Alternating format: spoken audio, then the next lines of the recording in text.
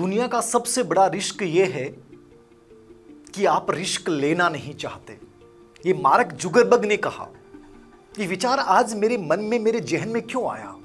ये विचार आया एक बच्चे के एक छोटे से मैसेज से, जब वो तैयारी के बारे में पूछ रहा था और मैंने उसे कहा कि तुम्हें ऐसा करना चाहिए। उसने एक बहुत सुंदर सा जवाब दिया कि सर मैं रिस्क नहीं ले सकता। और वहीं से मेरा दिमाग दौड़ने लग गया, मेरी भावनाएं उद्वेलित होने लग गई कि जब हम जिंदगी के पहले पड़ाव में चलते हैं और वहां हम रिस्क लेने से डरते हैं, मतलब रिस्क नहीं लेना विफलता की पहली गारंटी है। असफलता की पहली गारंटी यही है कि आप रिस्क लेना नहीं चाहते। रिस्क है क्या? सोचिए।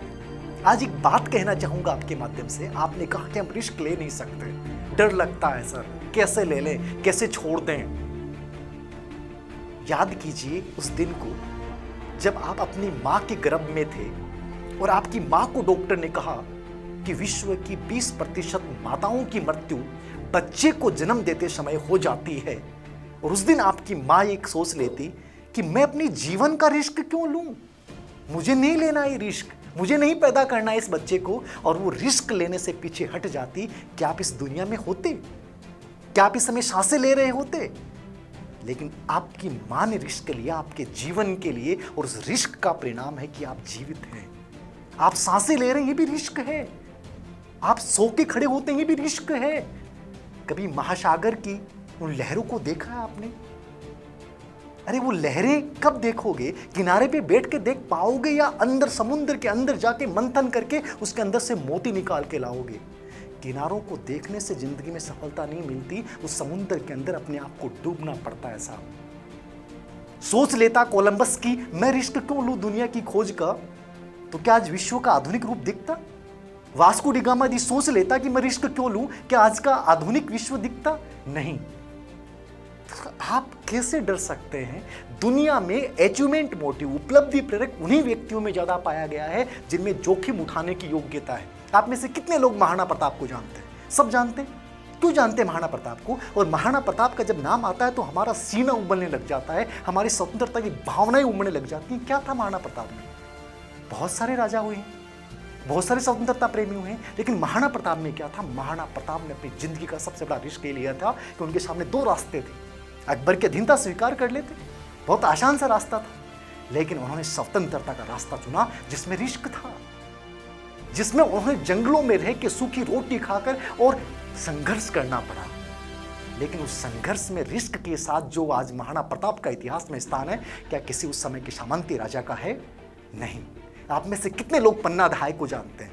धाय तो बहुत हुई हैं, इतिहास में पता नहीं कितनी धाय माताएं हुई हैं। पन्ना धाय का नाम क्यों लिया जाता है? इसलिए लिया जाता है क्योंकि पन्ना धाय ने जिसे अपने खून से सींचा, उसी चंदन को, अपनी उस चंदन की मृत्यु का रिस्क लिया। मेवाड़ राजगद्दी को बचाने के लिए, उस स्वामी भक्ति के लिए इतना बड़ा रिस्क लिया। इसलिए आज हम पन्ना धाय को जानते हैं।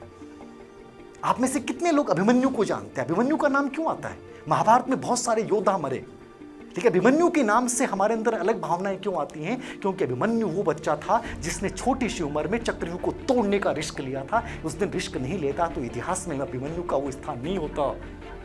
तो जिंदगी में जब इतने इतने बड़े बड़े लोगों के मैंने नाम ले रहा हूं, इन्होंने क्यों नाम प्रसिद्ध क्यों हुए? जिसके लिए कल्पना चावला को क्यों जानते हैं आप? एक बच्चे ने कहा सर रिस्क है। अरे कल्पना चावला जिसने रिस्क नहीं लेती, आसमान को छूने की ख्वाहिश वो नहीं पालती। हम में से कितनी लड़कियां कल्पना चावला बनने के बारे में सोचती? कोई नहीं जानता कल्पना चावला कोई नाम है क्या? अरुणिमा सिन्हा को क्यों जानते हैं? रीढ़ की हड्डी टूटने के बाद 22 ऑपरेशन होने के बाद उस लड़की ने सोचा कि विश्व के 7 पर्वतों को पार करूंगी और करके दिखाऊंगी। डॉक्टर ने मना कर दिया, लेकिन रिस्क लिया अपनी जिंदगी का और दिखा दिया दुनिया को। दशरथ मांझी को जानते हैं? कौन था दशरथ मांझी? वो भी साधारण जिंदगी जी रहा था, क्या जरूरत थी उसको रास्ता काटने की? लेकिन दशरथ मांझी एक सामान्य इंसान नहीं था, उसने रिस्क लिया था। रिस्क ये था कि 22 साल में 55 किलोमीटर लंबे पहाड़ को चीर डाला साहब। जिंदगी में इतिहास उन्हीं ने रचा है जिन्होंने रिस्क लिया है। सिकंदर को जानते हैं आप? कौन था सिकंदर?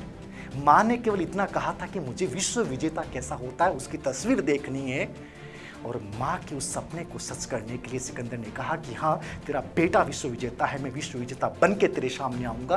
क्या जरूरत थी? अपने देश की भूमि को छोड़ के विश्व को विजित करने की, लेकिन सिकंदर निकल पड़ा क्योंकि साहब उसने रिस्क लिया था अपनी जिंदगी का और लौटा विश्व विजेता बनकर। याद रखना, इतिहास में स्थान उन्हीं का होता है जो कुछ बड़ा करते हैं, और बड़ा करने के लिए क्या करना पड़ता है? रिस्क लेना पड़ता है। कोई चाहे तो छोड़ के चले जाने दो। तुलसीदास जी का नाम सुना आपने, पत्नी के बड़े प्रेमी थे, लेकिन जिस दिन पत्नी ने कहा कि इतनी प्रेम की थी भगवान से करते तो मुक्ति मिल जाती, उस दिन वो रिस्क नहीं लेते कि मैं पत्नी को कैसे छोड़ दूं, लेकिन लिया ना उन्होंने। और इतनी गजब की भक्ति की कि आज तुलसीदास जी को हम जानते हैं, वरना क्या तुलसीदास जी को कोई जानता? फिर क्यों पैर खिसक रहे हो पीछे? कब तक पीछे मुड़ते रहोगे? कब तक इंतजार करते रहोगे कि मैं करूंगा? इतिहास में सामान्य जिंदगी जीना और एक विशिष्ट जिंदगी जीना, इन दोनों में दोस्तों बहुत फर्क होता है।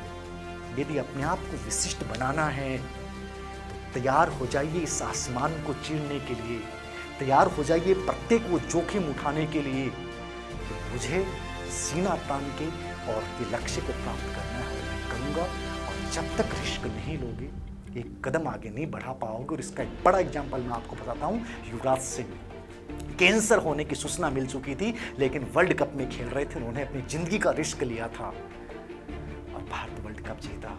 आज युवराज सिंह को लेकर इतनी ज़्यादा जो उसकी फॉलोइंग है, उसका बड़ा रीजन था कि उन्होंने वैसी परिस्थिति में देश के लिए खेलने का जो जज्बा था, वो बहुत बड़ी बात थी। ऐसे हजारों उदाहरण इतिहास में भरे पड़े हैं, चाहे वो धीरूभाई अंबानी का हो, चाहे रतन टाटा का हो।